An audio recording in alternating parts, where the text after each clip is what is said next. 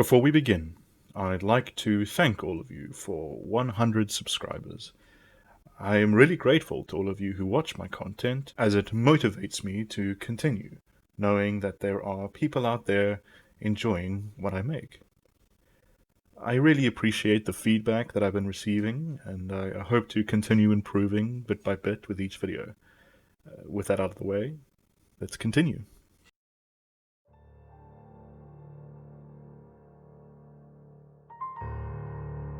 A violent or tragic death. Creations of perceived insanity. A vivid contrast between what once was and what is now. All possible reasons given as to why a certain place may be haunted. These explanations have one thing in common, though: an emphasis on residual echoes, indelible marks left on reality. These places preserve these memories, as well, perhaps, as other things.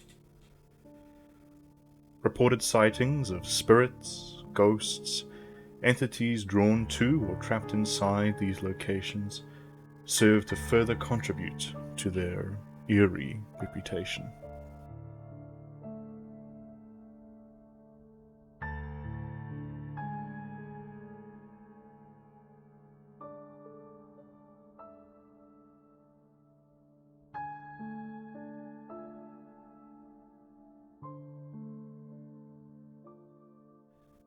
The sight of countless dolls nailed to trees might convince you that you have stumbled onto the set of a B-rate voodoo cult flick, but the reality is far more human. This eerie place is known as La Isla de las Muñecas, or the Island of the Dolls, and is situated in the middle of Xochimilco Canal, south of Mexico City. The original caretaker, Don Julian Santana Barrera, began hanging the dolls in the 1950s as protection from evil spirits. As the story goes, Barrera was haunted by the ghost of a little girl whose body he found tangled amongst the lilies. The spirit would cry out, "I want my doll!" So he began hanging up dolls he found discarded in the canal as a way to placate her. Soon, the island was covered with them, all keeping vigil over Barrera's rapidly dwindling sanity. 50 years after he began his efforts, he was found dead, apparently in the very same place where he had found the girl all those years before. Now, the island stands as a tourist destination, rising to cult status after being featured in movies and TV shows as the perfect pre-made horror set. There are still those who pilgrimage to the site to make offerings to the dolls, and the spirits that dwell within them. Locals say that the dolls turn their heads and whisper to one another, and attempt to lure boats that pass the island on the canal, like porcelain sirens luring unwitting sailors to their watery graves. Whether you believe the local legends or not, the Island of the Dolls is a reminder of one man's desperate attempts to appease his own demons. But it seems he could only prolong the inevitable for so long before those demons caught up to him, one way or another.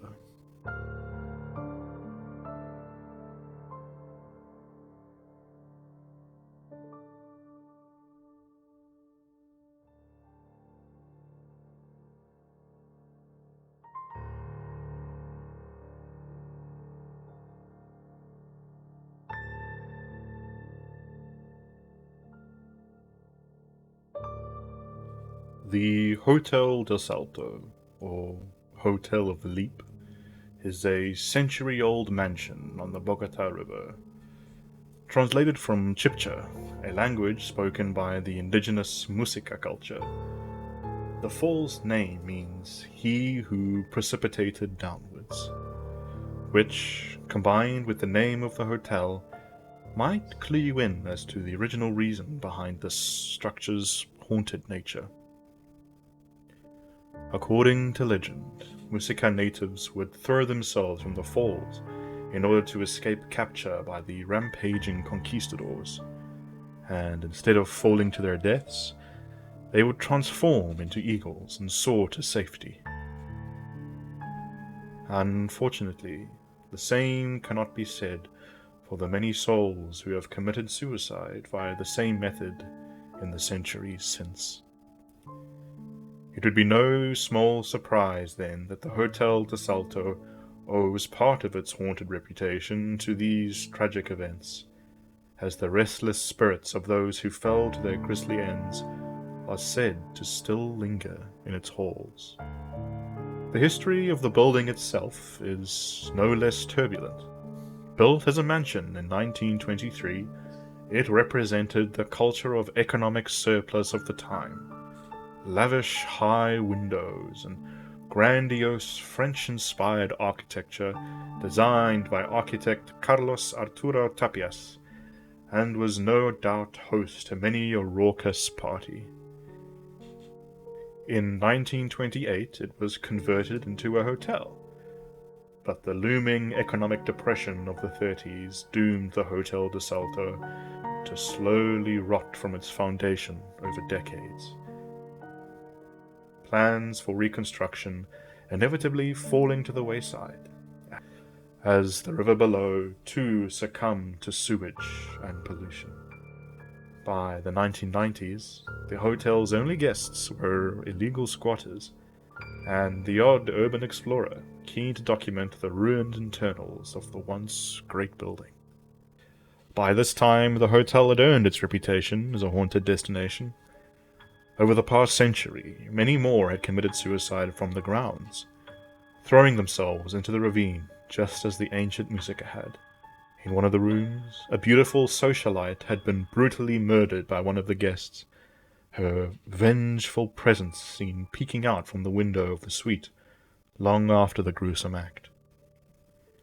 Even the road leading up to the hotel is apparently cursed, as many an accident, natural or vehicular, has claimed an unsuspecting traveler's life.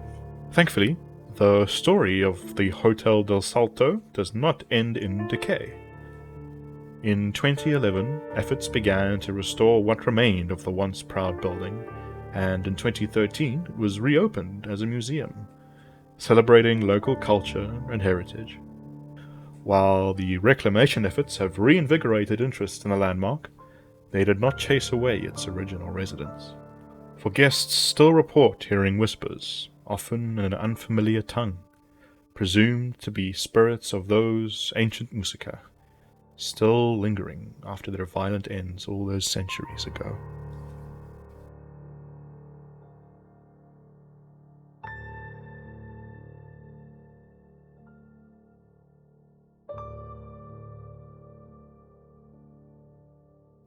From a haunted hotel to a haunted fort, one known as the most haunted in India, Bhangar Fort, built in 1573 by Raja Bhangwant Singh for his younger son, Madho Singh.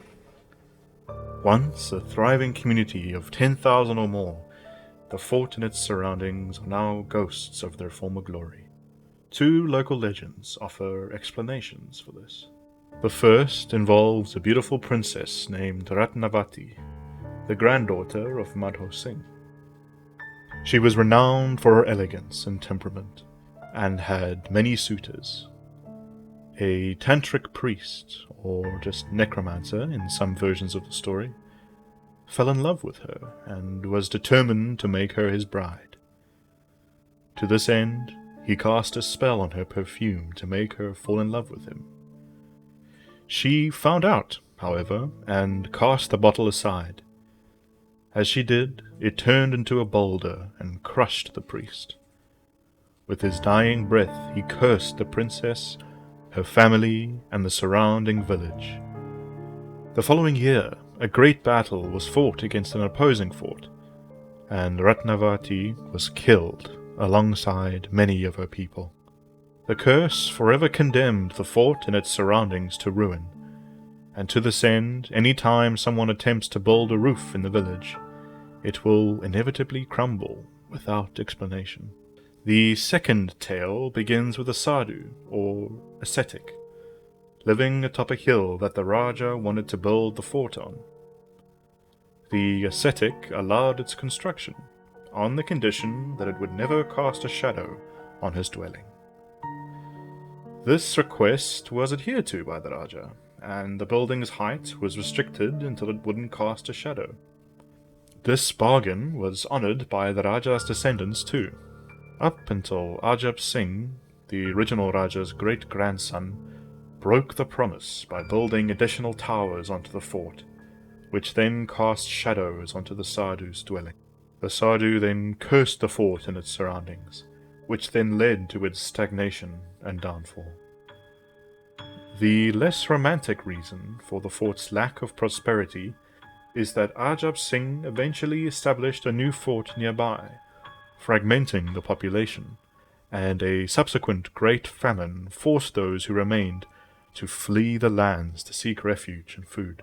Whatever the true reason, the fort now stands as a reminder of a once prosperous past, and now seems to favor the dead over the living as its incumbent inhabitants. It is forbidden to visit the fort after dark, and there are many local stories of those foolish enough to explore past sunset, who, cursed with misfortune, perish in an accident soon afterwards, or don't return from the fort at all.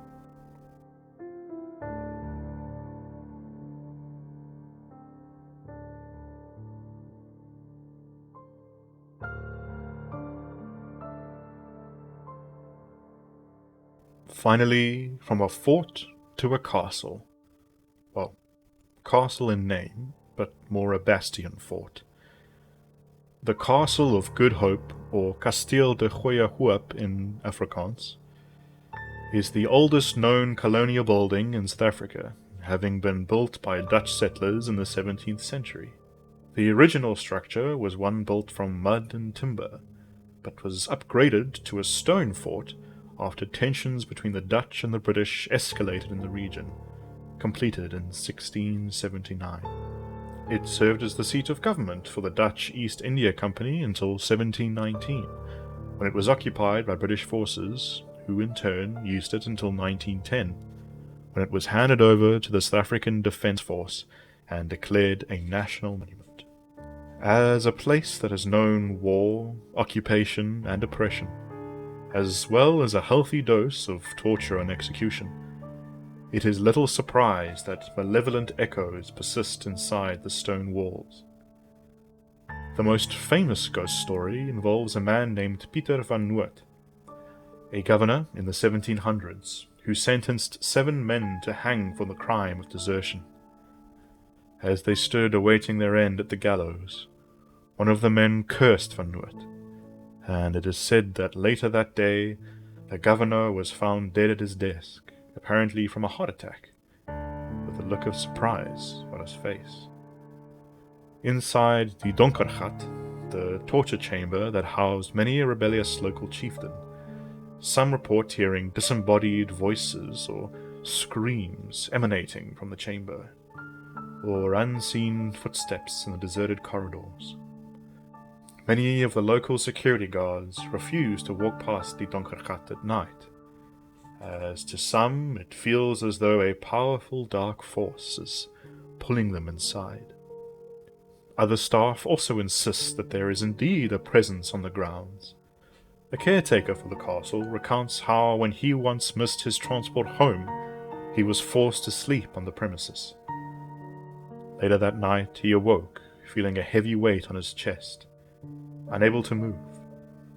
After much kicking and screaming, he was eventually able to free himself and escape the room, staying awake till sunrise out of fear. Stories like this are not uncommon when someone stays past the ghost shift, or 2 a.m., on the grounds, according to locals. These experiences seem to add to the fort's already unsettling reputation, as a reminder of a bloody colonial past, as well as an uncomfortably paranormal present. All these places have one thing in common. They were created by human hands and cursed by human action. Due to trauma, despair, or unfinished business, these locations are now apparently home to otherworldly occupants, and likely will be for as long as there are those to experience them and remember the legends behind them.